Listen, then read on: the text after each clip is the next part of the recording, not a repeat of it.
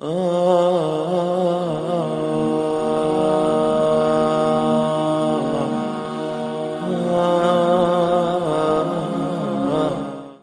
اللہ تبارک و تعالی وَأَحْسِنُوا إِنَّ اللَّهَ يُحِبُّ الْمُحْسِنِينَ وقال النبی صلی اللہ علیہ وسلم واللہ فی عون العبد ما كان العبد فی عون عقیہ۔ ہر قسم کی حمد و ثنا، کبریائی، بزرگی، بڑائی، توصیف صرف اور صرف اس وحدہ لا شریک خالق کائنات مالک ارض و سما کے لیے لائق و زیبا ہے۔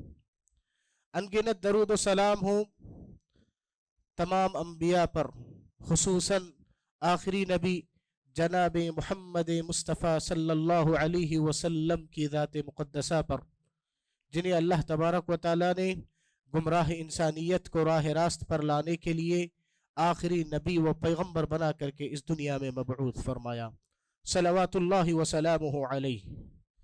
معزز حاضرین، پردہ نشین خواتین اسلام،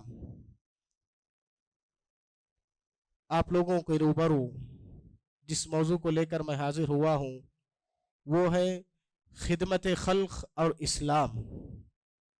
معزز حاضرین، اللہ تبارک و تعالیٰ نے اپنی کتاب قرآن مجید میں بار بار ہمیں ایک دوسرے کے ساتھ بھلائی کرنے، یتیموں، مسکینوں، غریبوں، محتاجوں، ضرورت مندوں اور انسانیت کی خدمت کرنے کا اللہ تعالیٰ نے ہمیں حکم دیا ہے۔ فرمایا اللہ تبارک و تعالیٰ نے وَأَحْسِنُوا إِنَّ اللَّهَ يُحِبُّ الْمُحْسِنِينَ، کہ تم احسان کرو، بھلائی کے کام کرتے رہو۔ ان اللہ یحب المحسنین، بے شک اللہ تبارک و تعالیٰ نیکی کرنے والوں کو، احسان کرنے والوں کو پسند فرماتا ہے۔ اور ایک دوسری جگہ پر اللہ تبارک و تعالیٰ نے ارشاد فرمایا وَافْعَلُوا الْخَيْرَ لَعَلَّكُمْ تُفْلِحُونَ، وَافْعَلُوا الْخَيْرَ، کہ تم خیر کے کاموں میں، بھلائی کے کاموں میں آگے جاؤ، بھلائی کے کام کرتے رہو، لَعَلَّكُمْ تُفْلِحُونَ، شاید کہ تم کامیاب ہو جاؤ۔ اور پیارے نبی جناب محمد مصطفیٰ صلی اللہ علیہ وسلم نے فرمایا احب الناس الی اللہ انفعهم للناس، اللہ تبارک و تعالیٰ کے نزدیک سب سے محبوب، سب سے پسندیدہ وہ شخص ہے جو لوگوں کے لیے سب سے زیادہ فائدہ پہنچانے والا ہو۔ اور ایک حدیث میں اللہ کے نبی صلی اللہ علیہ وسلم نے فرمایا من کان فی حاجت اخیہ کان اللہ فی حاجتہ، کہ جو کوئی بھائی اپنے کسی دوسرے بھائی کی ضرورت میں لگا رہتا ہے، اللہ تبارک و تعالیٰ اس کی حاجت، اس کی ضرورت کو پوری کرنے میں لگ جاتا۔ پیارے نبی صلی اللہ علیہ وسلم نے ایک حدیث میں مزید واضح کرتے ہوئے فرمایا واللہ فی عون العبد ما کان العبد فی عون اخیہ، کہ اللہ تبارک و تعالیٰ بندے کی مدد میں لگا رہتا ہے جب تک کہ بندہ، یعنی جب تک کہ انسان ایک دوسرے انسان کی مدد میں لگا رہتا ہے۔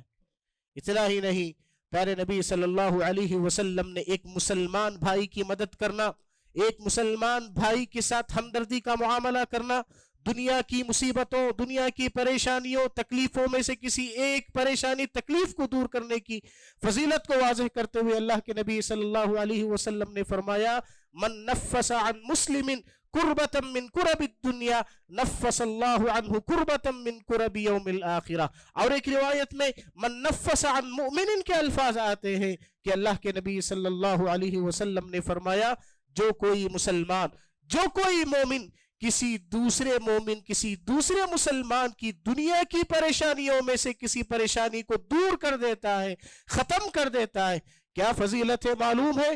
اللہ تبارک و تعالیٰ نے فرمایا نفس اللہ عنہ کربتا من کرب یوم القیامہ، قیامت کے دن کی پریشانیوں میں سے اللہ تبارک و تعالیٰ اس کی پریشانیوں کو دور کر دے گا۔ اللہ اکبر۔ معزز حاضرین، بتانا مقصد یہ ہے کہ آپ اس کائنات کا جائزہ لیں، کائنات میں ذرا غور و فکر کر کے دیکھیں، کائنات کی ہر چیز، کائنات کا ہر ذرہ، کائنات کی ہر شے دوسروں کے لیے، یعنی کائنات کی ہر چیز دوسروں کو فائدہ پہنچانے کے لیے ہے۔ یہ سورج جس کی گرمی، جس کی تپش، جس کی روشنی سے ہم فائدہ اٹھاتے ہیں، یہ چاند جس کی روشنی سے ہم فائدہ اٹھاتے ہیں، جس چاند کے ذریعے سے ہم مہینوں کا، قمری مہینوں کا اعتبار کرتے ہیں، سالوں کا ہم اندازہ لگاتے ہیں، یہ ستارے جسے اللہ تبارک و تعالیٰ نے آسمانوں کی خوبصورتی کے لیے بنایا ہے، یہ نہریں، یہ دریا جس کی مخلوقات کو ہم کھاتے ہیں، جن کے پانی سے، جن کے پیٹ پر بہنے والے پانی کو ہم پیتے ہیں، یہ دریا اور یہ نہریں، یہ درخت جس کے سائے، جن درختوں سے ہم سایہ حاصل کرتے ہیں، پرندے اس سے فائدہ اٹھاتے ہیں، ان کے پھلوں سے ہم کھاتے ہیں، یہ دیواریں، کائنات کی ہر چیز آپ غور کر کے دیکھیں، وہ اپنے آپ کے لیے نہیں، دوسروں کے لیے۔ آپ کا وجود بھی دوسروں کے لیے ہونا ضروری ہے۔ آپ کا وجود صرف آپ کے لیے ہے تو یہ آپ کا وجود یقیناً بیکار ہے۔ آپ کا وجود آپ کے حد تک نہیں بلکہ آپ کی ذات سے دوسروں کو فائدہ پہنچانے کی آپ کی زندگی میں ہر ممکن کوشش کرنا چاہیے۔ معزز حاضرین، موجودہ زمانہ، موجودہ دور سائنس اور ٹیکنالوجی کے اعتبار سے ترقی یافتہ مانا جاتا ہے اور تسلیم کیا جاتا ہے۔ یقیناً موجودہ زمانہ سائنس اور ٹیکنالوجی کے اعتبار سے ترقی یافتہ ہے، تسلیم کیا جاتا ہے، لیکن ایک تلخ حقیقت ہے، یہ سچائی ہے کہ جس قدر انسانیت اس زمانے میں، جس قدر انسانیت اس دور میں بھوک مری سے دم توڑتی ہوئی نظر آ رہی ہے، سابق میں اس کی مثال شاید کہ آپ کو تاریخ میں نظر آئے۔ بہت کم مثالیں آپ کو ملیں گی کہ جہاں انسانیت بھوک مری، غربت کی وجہ سے جو ہے دم توڑتی ہوئی نظر آ رہی ہے۔ میرے بھائیوں، جس قدر لوگ، خاص کر غریب طبقہ، کمزور طبقہ، مالی اسباب نہ ہونے کے سبب، علاج کی استطاعت کے اسباب نہ ہونے کے سبب روزمرہ کی زندگی میں ہم ان کی جانیں گنوانے کے واقعات کو سنتے ہوئے اور دیکھتے ہیں ہم سماج و معاشرے میں۔ کمزور اور غریب طبقہ کہ جن غریب طبقے کے بچے تعلیمی فیس ادا نہ کرنے کے سبب، اپنی تعلیم، اپنی ترقی کے اسباب کو وہ خود مہیا نہ کرنے کے سبب، یہ معصوم بچے جن کے ننھے منھے یہ ہاتھ کارخانوں میں، ہوٹلوں میں کام کرتے ہوئے آپ کو نظر آئیں گے۔ کمزور طبقہ، ہمارے سماج و معاشرے کا وہ کمزور باپ کہ جن کی بیٹیاں بن بیاہ گھر میں عمر بڑھتی جا رہی ہے، بڑھاپے کی طرف جا رہی ہے، کمزور باپ اپنی بچیوں کی، بیٹیوں کی شادی کے مسئلے کو لے کر پیسہ نہ ہونے کے سبب، رقم نہ ہونے کے سبب آج ہمارے سماج و معاشرے میں بہت ساری ایسی بچیاں، ایسی بیٹیاں ہماری جو ہے بہنیں گھروں میں بیٹھی ہوئی ہیں، غربت کی وجہ سے ان کے باپ، ان کے رشتہ دار ان کے لیے مناسب رشتے کا انتظام نہیں کر سک رہے ہیں۔ میرے بھائیوں، یہ سارے حالات غربت کے سلسلے میں، یہ جو بھی معصوم بچوں کا میں نے تذکرہ کیا، یہ سارے حالات بالعموم ساری انسانیت کے لیے اور بالخصوص ہمارے مسلم سماج و معاشرے کے لیے ایک بہت بڑا لمحہ فکریہ ہے۔ آپ اسلام کی بنیادی تعلیمات کا اگر آپ جائزہ لیں، اسلام کی جو بنیادی تعلیمات ہے، مشہور و معروف حدیث بنی الاسلام علی خمس، کہ دین اسلام کی بنیاد 5 چیزوں پر رکھی گئی ہے: شہادت اللہ الہ الا اللہ وان محمد الرسول اللہ واقام الصلاۃ وایتاء الزکاۃ، کہ دین اسلام کی بنیادی تعلیمات میں سے ایک اہم تعلیم ہے زکوٰۃ کی ادائیگی، یعنی زکوٰۃ کو مقررہ نصاب کے پہنچنے کے بعد، مقررہ وقت کے ختم ہو جانے کے بعد مقررہ مال میں سے 2.5% زکوٰۃ نکالنا ضروری ہے۔ کیوں؟ زکوٰۃ نکالنے کا مقصد کیا ہے؟ تاکہ ہمارے سماج و معاشرے میں جو کمزور طبقہ ہے ان میں بھی اٹھان پیدا ہو، غربت کا خاتمہ کیا جا سکے، انہیں بھی ترقی کی راہیں ملے۔ زکوٰۃ اللہ کی قسم ایک ایسا مستحکم اور معاشی نظام ہے کہ غربت کا خاتمہ ممکن ہے۔ تاریخ نے دیکھا ہے کہ جب مسلمانوں نے زکوٰۃ کی صحیح معنوں میں ادائیگی کی، اس کے مستحقین تک جب زکوٰۃ پہنچایا گیا تو غربت کا خاتمہ ہوا۔ جو زکوٰۃ لینے والے تھے وہ زکوٰۃ دینے کے لائق ہو گئے، مستحق ہو گئے۔ آپ دیکھیں، اسلام کے سب سے پہلے داعی و مبلغ اللہ کے نبی صلی اللہ علیہ وسلم نے حضرت معاذ بن جبل رضی اللہ عنہ کو یمن کی طرف اسلام کا داعی و مبلغ بنا کر کے بھیجا۔ آپ صلی اللہ علیہ وسلم نے بہت ساری تعلیمات دی حضرت معاذ بن جبل رضی اللہ عنہ کو، کہا سب سے پہلے لوگوں کو اللہ کی طرف بلانا، جب لوگ اللہ تعالیٰ کو ایک جان لیں، عبادتوں میں اللہ کو ایک مان لیں، نماز قائم کرنے کی تعلیم دینا، تیسری بات جو اللہ کے نبی صلی اللہ علیہ وسلم نے حضرت معاذ بن جبل رضی اللہ عنہ کو دی وہ زکوٰۃ کے سلسلے میں ہے. کہا تو اخذ من اغنیائہم وترد علی فقرائہم کہ زکوٰۃ قوم و ملت کے مالداروں سے لیا جائے گا اور اسی قوم و ملت کے غربا میں اس مال کو لوٹایا جائے گا. ذکر کیا جاتا ہے حضرت معاذ بن جبل رضی اللہ عنہ کی سیرت میں یہ بات ذکر کی جاتی ہے کتابوں میں کہ کچھ ہی وقت میں مختصر سی مدت میں ایسا انقلاب یمن میں آیا معاذ بن جبل رضی اللہ عنہ کے محنت کے نتیجے میں کہ زکوٰۃ لینے والا کوئی فرد یمن میں باقی نہیں تھا. اسی طریقے سے ہم سیرت میں پڑھتے ہیں, تاریخ میں ہم پڑھتے ہیں کہ عمر بن عبد العزیز جب مدینہ میں خلیفہ کے حیثیت سے تھے تو اس وقت بھی زکوٰۃ کہ مستحقین تک جب زکوٰۃ پہنچایا جانے لگا تو زکوٰۃ لینے والا کوئی باقی نہیں تھا. میرے بھائیوں, اگر آپ اسلامی عبادتوں پر غور کریں گے تو آپ کو معلوم ہوگا عبادتوں کے ساتھ ساتھ اللہ تبارک و تعالیٰ نے خدمت خلق کے جذبے کو کس طریقے سے جوڑ کر کے رکھا ہے. عبادتوں کے ساتھ اللہ تعالیٰ نے خدمت خلق کے جذبے کو کیسے جوڑ کر کے رکھا ہے.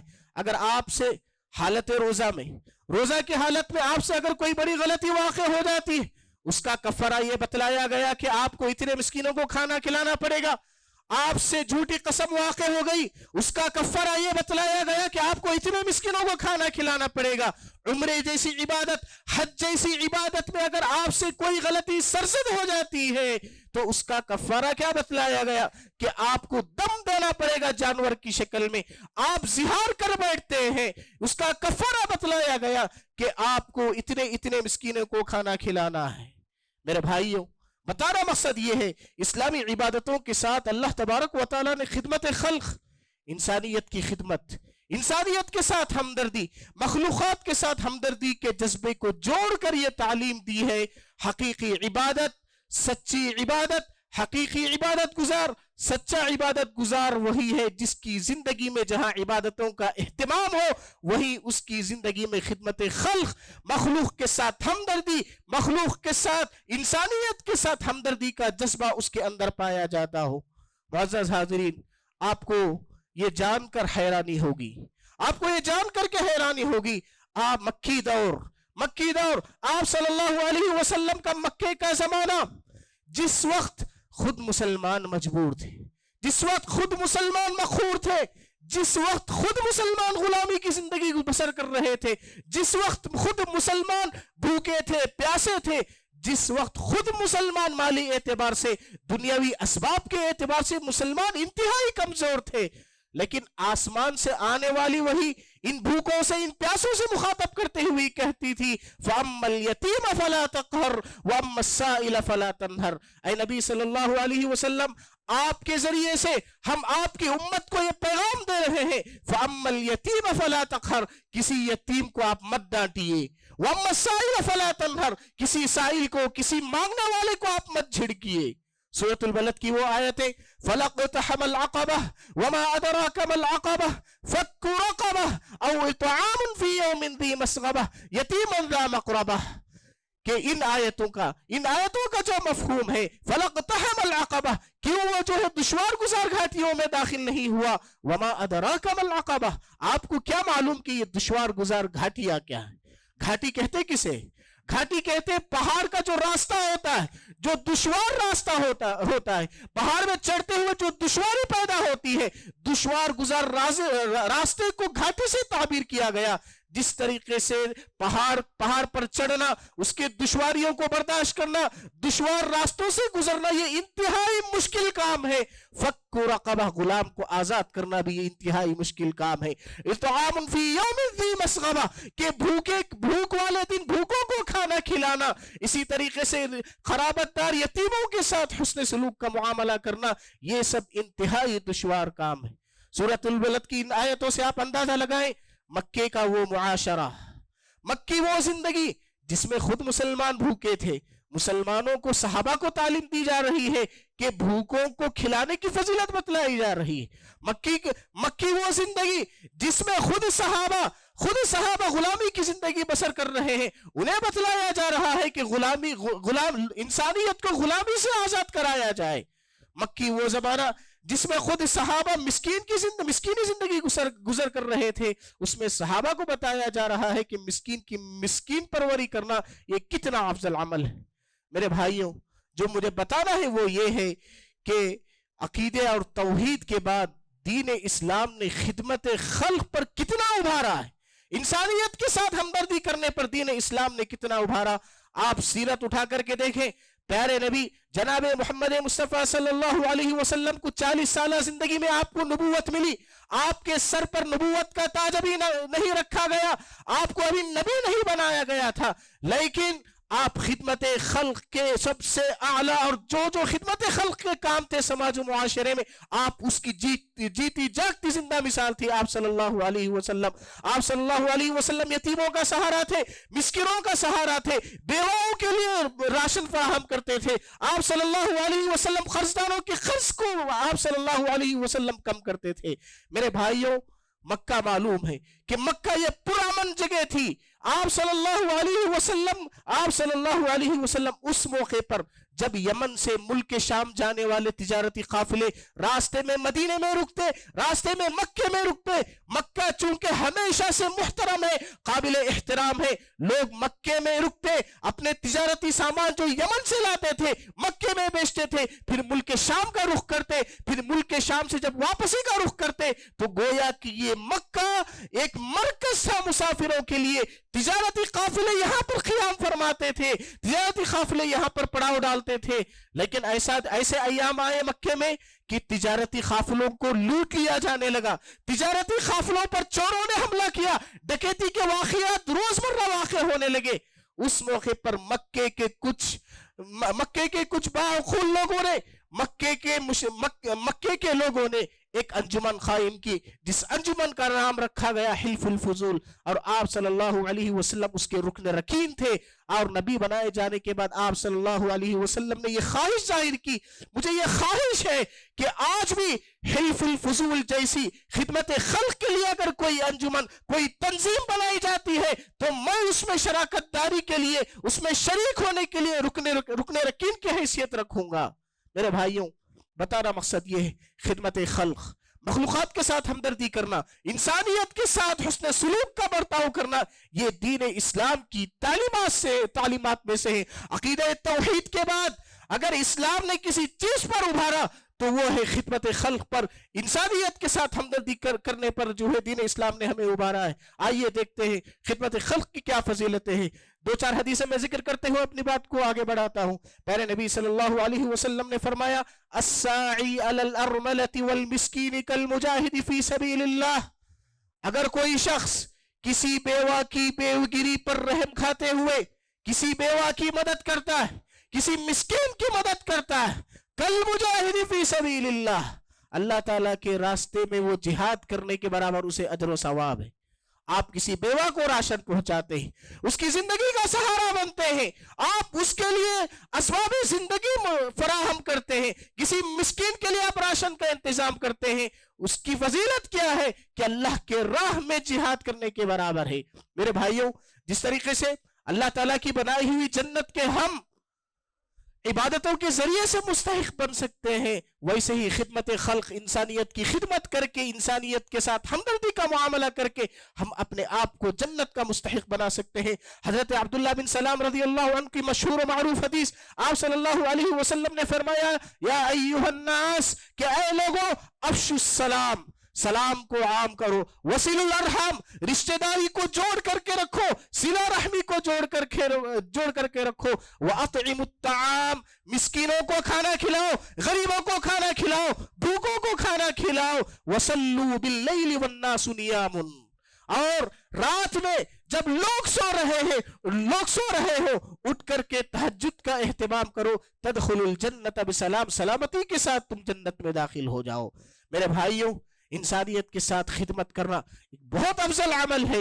ہمدردی کا معاملہ کرنا، مخلوق کے ساتھ اچھا برتاؤ کرنا، ان کی ضروریات پر جو ہے ان کے ساتھ کھڑے رہنا، ان کی زندگی کے جو اسباب ہے، جو خود مسکین، جو خود بیوہ کوئی اپنی ضروریات پوری نہیں کر سکتی ہے، اس کے لیے ہم زندگی کے اسباب کو فراہم کرنا انتہائی افضل عمل ہے۔ ایک حدیث میں آپ صلی اللہ علیہ وسلم نے اسی خدمت خلق کی فضیلت کو واضح کرتے ہوئے فرمایا، ایک آدمی راستے سے گزر رہا تھا، اس نے دیکھا کہ راستے میں ایک درخت کی ٹہنی، راستے میں ایک جو ہے درخت کی ٹہنی آنے جانے والے لوگوں کے لیے رکاوٹ کا سبب بن رہی تھی۔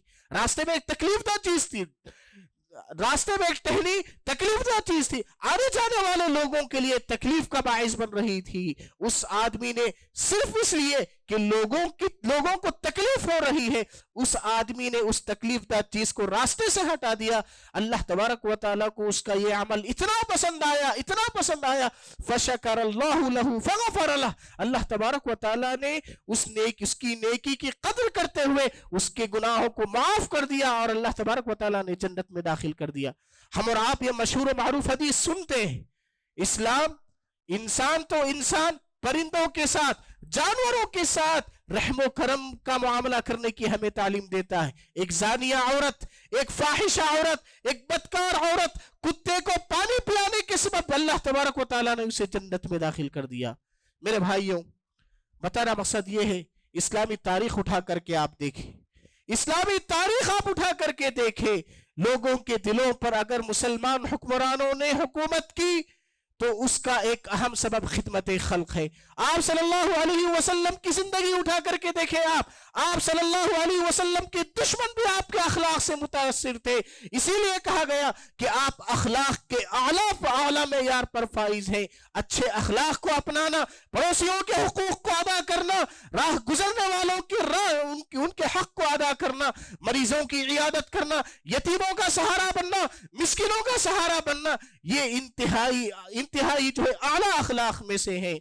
آپ صلی اللہ علیہ وسلم پر جب پہلی وحی نازل ہوئی، سارا واقعہ معلوم ہے کہ غار حرا میں جب حضرت جبرائیل علیہ السلام آئے، وحی کے نازل ہونے کے بعد جب آپ کو نبی بنایا گیا، اللہ کے نبی صلی اللہ علیہ وسلم مارے ڈرتے ہوئے آپ صلی اللہ علیہ وسلم حضرت خدیجہ رضی اللہ عنہ کے پاس آئے۔ حضرت خدیجہ رضی اللہ عنہ نے آپ صلی اللہ علیہ وسلم کی خدمت خلق کی گواہی دیتے ہوئے کیا کہا؟ تسلی والے ایسے جملے حضرت خدیجہ مائی خدیجہ رضی اللہ عنہ نے کہا کہ اسے آب زر سے لکھے جانے کے قابل ہے۔ کلا واللہ لن یخزیک اللہ ابدا، اللہ کی قسم اے نبی صلی اللہ علیہ وسلم، اللہ تعالیٰ آپ کو ہرگز ضائع نہیں کرے گا۔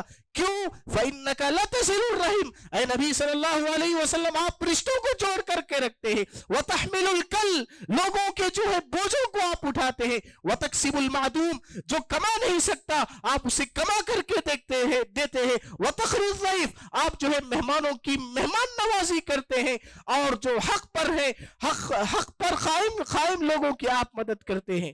میرے بھائیوں، ایک واقعہ آپ صلی اللہ علیہ وسلم کے سلسلے میں آتا ہے۔ ایک مرتبہ آپ صلی اللہ علیہ وسلم کے پاس وادی بھر کر کے بکریاں آئی۔ وادی کسے کہتے ہیں؟ دو پہاڑوں کے درمیان کی جو جگہ ہوتی اسے وادی کہا جاتا ہے۔ ایک جنگ ہوئی، جنگ میں آپ صلی اللہ علیہ وسلم کو فتح نصیب ہوئی۔ مال غنیمت میں آپ صلی اللہ علیہ وسلم کے حصے میں اتنی بکریاں آئی کہ وادی بھر گئی۔ ایک آدمی تعجب سے کہنے لگا کہ کتنا خوش نصیب ہوگا وہ شخص، کتنا خوش نصیب ہوگا وہ شخص کہ جس کی یہ بکریاں ہیں، وادی بھر کر جس کی یہ بکریاں ہیں۔ آپ صلی اللہ علیہ وسلم کو جب یہ بات معلوم ہوئی، آپ صلی اللہ علیہ وسلم نے اس آدمی کو بلایا اور کہا کیا تمہیں یہ بات پسند ہے کہ یہ وادی بھر کر کے بکریاں تمہاری ہو جائے؟ اس آدمی نے کہا کیوں نہیں، ہر آدمی اس چیز کو پسند کرتا ہے۔ اللہ کے نبی صلی اللہ علیہ وسلم نے کہا جاؤ یہ ساری کی ساری بکریاں تمہاری، آج سے یہ بکریاں تمہاری۔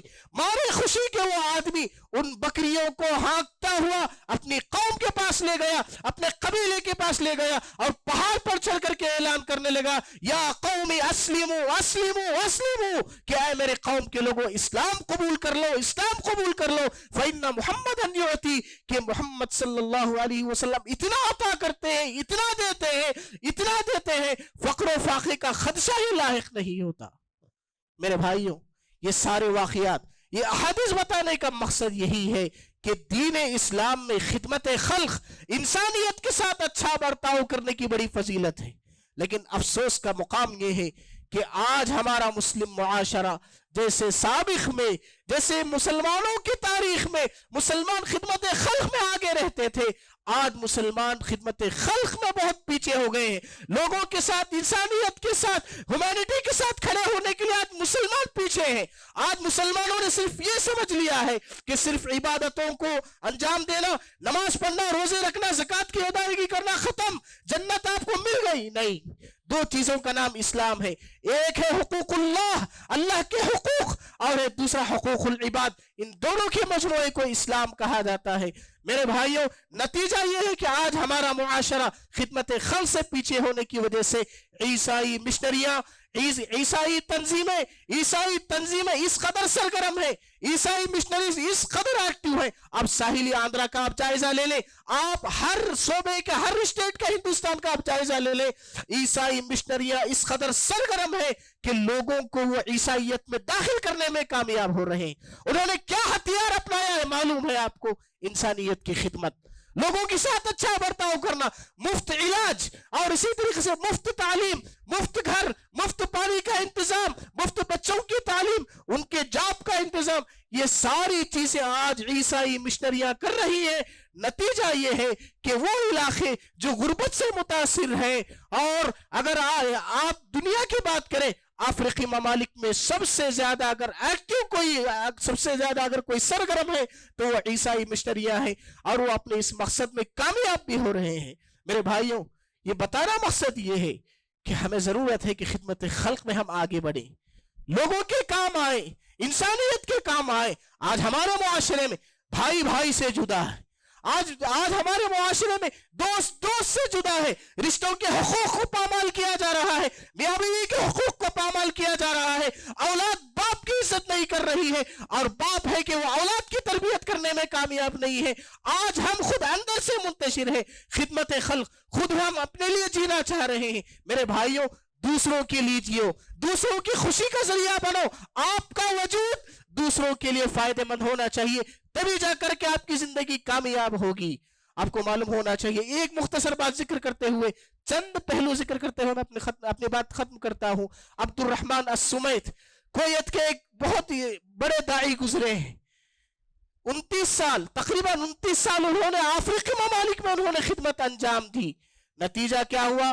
ان کے ہاتھوں میں 11 ملین لوگوں نے اسلام قبول کیا، تقریباً 6000 کے آس پاس انہوں نے مسجدیں قائم کی، 800 سے زیادہ مدارس، جامعات اور مراکز انہوں نے قائم کیے، بیواؤں کے لیے انہوں نے مستقل حل بنایا۔ میرے بھائیوں، رفاہی کام کے لیے بہت ساری چیزیں ہیں، اللہ تعالیٰ نے آپ کو مال و دولت سے نوازا ہے، آپ جو ہے کسی ایسے بچے کی فیس کی ذمہ داری اٹھا لیں 1 سال کی، یا اس کے لیے کم سے کم تعلیم کی آپ فراہمی کریں، اس کے لیے کتابیں خرید کر کے دلا دیں، یا اس کی پوری زندگی کی تعلیم کی ذمہ داری آپ لے لیں۔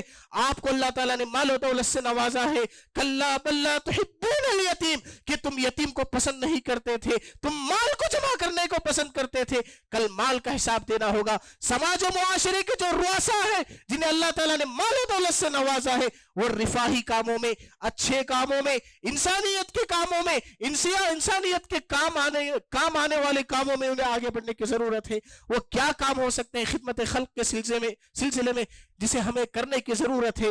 نکات کی شکل میں ذکر کرتے ہوئے اپنی بات کو ختم کرتا ہوں۔ سب سے پہلی بات، ضرورت ہے کہ خدمت خلق کے حوالے سے، انسانیت کے کام آنے کے حوالے سے مسکینوں کا سہارا بننے کی ضرورت ہے۔ ہر آدمی اپنے گھر والوں کے بارے میں، اپنے خاندان والوں کے بارے میں، اپنے رشتہ داروں کے بارے میں، اپنے اڑوس پڑوس کے بارے میں، اپنے گلی کے بارے میں وہ جانتا ہے کہ کون مسکین ہے، کس کے یہاں گھر میں مسائل ہیں، مشکلات ہیں۔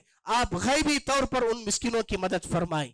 یہ خدمت خلق میں سے ہے کہ آپ کسی مسکین کے گھر کو راشن پہنچائیں، آپ جو ہے کسی مسکین کی مدد کریں، یا مسکین کے بچوں کی آپ جو ہے تعلیم کا انتظام کریں۔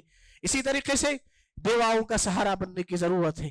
سماج و معاشرے میں بہت سارے ایسی خواتین عورتیں ہیں جن کے شوہر انتقال کر گئے ہیں، یا حادثات کے شکار ہو گئے ہیں، یا مطلقہ خلا شدہ عورتیں ہیں۔ آپ ان کے لیے معاش کا ذریعہ بنائیں، آپ ان کے لیے سلوائی کی جو مشینیں ہیں وہ فراہم کریں، یا ان کے لیے زندگی کے گزارن کے لیے کوئی سبب آپ بنیں۔ میرے بھائیوں، اسی طریقے سے ہمارے سماج و معاشرے میں غریب ماں باپ کی بچیاں بن بیاہ گھروں میں بیٹھی ہوئی، اللہ تعالیٰ نے آپ کو مال و دولت سے نوازا ہے، آپ ایک ایسی کمیٹی کو تنظیم دیں کہ آپ کے ذریعے سے، آپ کی تنظیم کے ذریعے سے وہ ماں باپ کی بچیاں جو پیسے اور رقم نہ ہونے کے سبب اپنی بچیوں کی شادی نہیں کروا سکتے، اخراجات نہیں سنبھال سکتے، ان تنظیموں کے ذریعے سے ایسے غریب ماں باپ کی بچیوں کی بآسانی جو ہے شادی کرائی جا سکے۔ اسی طریقے سے یتیم بچوں کی کفالت کرنے کی ضرورت ہے، آپ کسی ایک یتیم بچے کی کفالت کریں، اس کی تعلیم کا آپ انتظام کریں، تعلیمی جو بھی اسباب ہے اسے فراہم کریں، یہ بھی خدمت خلق میں سے ہے۔ اسی طریقے سے بیمار مریضوں کی عیادت کرنا یہ بھی خدمت خلق میں شمار کیا جاتا ہے، اور قرض داروں کے قرضوں کو معاف کرنا یا اس میں انہیں رعایت دینا یہ بھی خدمت خلق میں سے ہے۔ اسی طریقے سے ہمارے سماج و معاشرے میں بہت سارے نوجوان، بہت سارے لوگ قید و بند کی صعوبتیں جھیل رہے ہیں، جیلوں میں وہ جو ہے پھنسے ہوئے ہیں، آپ ان کو باہر نکالنے کے اسباب آپ ان کے لیے فراہم کریں، وہاں پر آپ اپنے مال و دولت کو، اپنے جو ہے اپنے آثار کو آپ جو ہے وہاں پر آپ یہ کریں، اللہ تبارک و تعالیٰ اس کو قرآن قبول فرمائے گا۔ اسی طریقے سے راستے سے تکلیف دہ چیزوں کو ہٹانا یہ بھی خدمت خلق میں سے ہے۔ اسی طریقے سے آپ اپنے مسلمان بھائی کو دیکھ کر کے مسکرائیں، اس کے ساتھ اچھائی کے ساتھ بات کریں، اس کی ضروریات کو پوچھیں، یہ بھی خدمت خلق میں سے ہے۔ میرے بھائیوں، اس کے علاوہ راستے سے گزرنے والوں کے لیے پانی کا انتظام کرائیں، کنویں کھدوائیں، بورولوں کا آپ انتظام کرائیں۔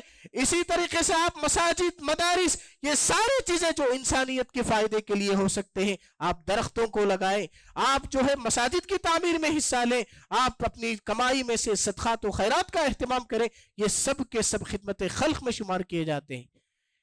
خلاصہ کلام، پیغام جو مجھے دینا ہے وہ یہی ہے، میرے بھائیوں، یہ سانسیں جو چل رہی ہیں پتہ نہیں یہ کب رک جائیں گی۔ ہماری سانسیں کتنی سانسیں ہیں، کتنے دن ہمارے پاس بچے ہوئے ہیں ہمیں نہیں معلوم، آپ چلے جائیں گے، لیکن آپ کی خدمات، آپ کے مال و دولت سے لوگ فائدہ اٹھائیں گے، آپ کے جانے کے بعد آپ کا نام چھین لیا جائے گا، آپ کے جانے کے بعد آپ کے مال و دولت آپ کے اولاد تقسیم کر لیں گے۔ اسی لیے جب تک آپ ہیں، آپ کی ذات سے دوسروں کو فائدہ پہنچانے کی کوشش کریں، آپ کی ذات سے دوسروں کو فائدہ پہنچانے کی کوشش کریں، جیسے کہ اللہ تعالیٰ نے دنیا میں ہر چیز دوسروں کے لیے پیدا کی ہے، اسی طریقے سے آپ اپنے وجود کو دوسروں کے لیے بنائیں۔ رب العالمین سے دعا ہے، رب العالمین جو بھی خدمت خلق کے اس فریضے کو انجام دے رہے ہیں، رب العالمین ان کے اس کار خیر کو قبول فرما، جو خدمت خلق کے اس کار خیر سے جڑے ہوئے ہیں اللہ تبارک و تعالیٰ ان کی مدد فرما، انہیں ثابت قدمی عطا فرما۔ رب العالمین ہمارا وجود ساری انسانیت کے لیے نفع بخش بنا۔ رب العالمین ہم جو بھی نیکیاں کر رہے ہیں اسے میزان حسنات میں شامل فرما۔ رب العالمین ہم جو نیکیاں کر رہے ہیں اس میں ہمیں ثابت قدمی عطا فرما، استقامت عطا فرما۔ رب العالمین ہم گنہگار، جیسے عبادت کرنی ہے ہم ان عبادتوں میں ہم قاصر ہیں۔ رب العالمین ہم توحید کی گواہی دیتے ہیں، شرک بدعات خرافات ہماری زندگیوں میں نہیں ہے۔ رب العالمین توحید کی بدولت ہمارے گناہوں کو معاف فرما۔ رب العالمین ایمان اور عمل صالح کرنے کی ہمیں توفیق عطا فرما۔ رب العالمین یتیموں، مسکینوں، ضرورت مندوں، محتاجوں کی ضرورت کو پوری کرنے والا بنا۔ رب العالمین ہماری ذات سے دوسروں کو فائدہ پہنچانے کی ہمیں توفیق عطا فرما۔ بارک اللہ لنا ولکم فی القرآن العظیم ونفعنا وإياكم بما فيه من الآیات والذکر الحکیم، انہ تعالی جواد کریم ملک والرؤوف الرحیم۔